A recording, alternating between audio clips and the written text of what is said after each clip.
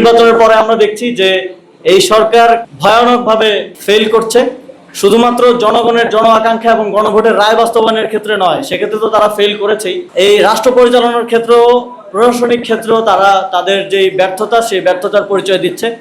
আমরা বাংলাদেশে এই ধরনের এখন যেই বৈশ্বিক সংকট চলছে, এই ধরনের সংকট বাংলাদেশ অনেক সংকট অতিক্রম করে এসেছে। অন্তর্বর্তীকালীন সরকারের সময় এরকম নানা ধরনের সংকট, নানা ধরনের পরাশক্তির হুমকি ধমকি সরকার পার করে এসেছে, কিন্তু এত বাজে পারফর্ম করতে আমরা দেখি নাই।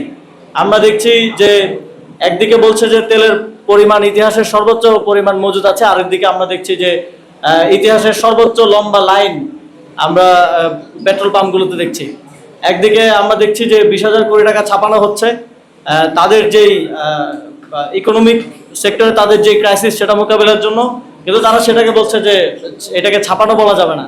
তাহলে এটাকে কি বলা যায়? এটাকে ফটোকপি অথবা অন্য কিছু হয়তো আমাদেরকে বলতে হবে, ভাষা পরিবর্তন করতে হবে।